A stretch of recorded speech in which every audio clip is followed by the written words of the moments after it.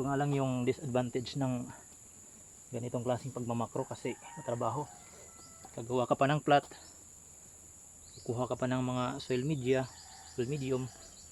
Kung merong ipa dyan, pwede yun. Yung sawdust, yung pinaglagarian ng kahoy, pwede yun. So matrabaho nga lang. Sa akin ito, lupa lang, saka may konting ipa ng palay, pwede na to. Matrabaho nga lang tong pagmamakro. Kaya masiyang ako dun sa nilalagay sa cellophane, tapos palipasin lang ng 10 araw. Pag mayroong bagong ugat, direct ko na sa field. Kasi ito, madaming trabaho to. Pag tumubo to, ibabaging pa. Pwede rin namang i-direct sa field pag tumubo na to.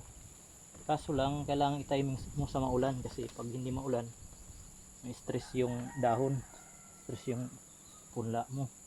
Pag i-direct mo na ganito, posibleng mamatay. Ito lang talaga, tsaga-tsaga. Medyo daming trabaho to pag ganitong klaseng pagmamakro. So ako sa inyo, ilagay nyo lang sa cellophane, tapos direct nyo sa field after a week, para hindi na masyadong madaming trabaho. Ganito advantage lang nito, kasi madaming tutubo dito.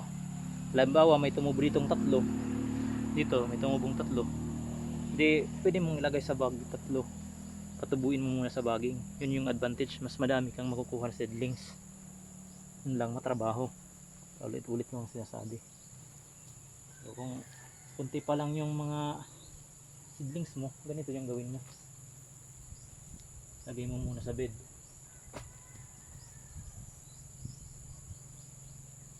Katapos ito ay tabunan. Yan, tabunan mo ng lupa. Ito, kung meron kang sawdust, ganda yun. O ipa, ganda yun. Kahit anong available sa iyo, pwede nyo gamitin. Yan.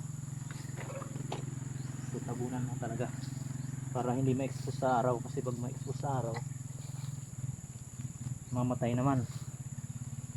Kailangan maganda yung pagkatabon, kailangan mo siya rin makapal.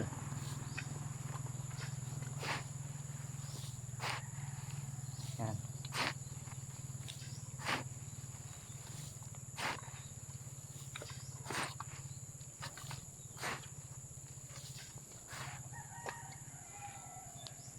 Ito, nakaligtaan.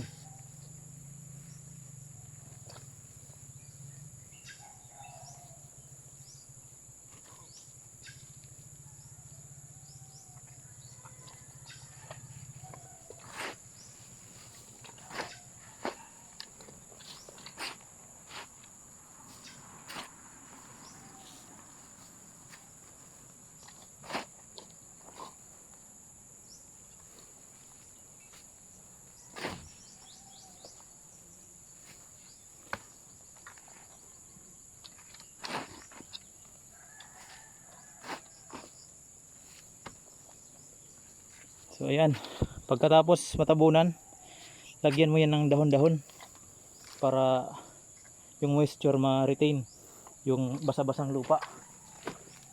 Huwag kalimutan lagyan ng dahon-dahon.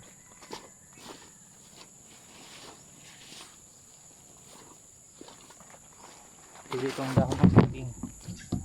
Ayan. Pwede yan. Pagkatapos ito, huwag mong kalilimutan to. Pag katapos mong lagyan ng dahon, lagyan mo nitong cellophane.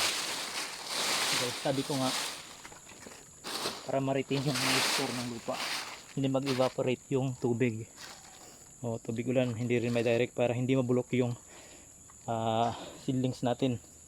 After 10 days pa natin babaklasin to, 10 to 14 days, kasi dyan tutubo yung mga bagong ugat. Hindi na yan mabubulok.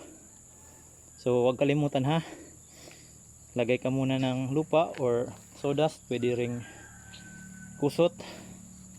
Pagkatapos, pagtabunan mo, lagyan mo ng dahon sa cellophane, tapos hayaan mo lang.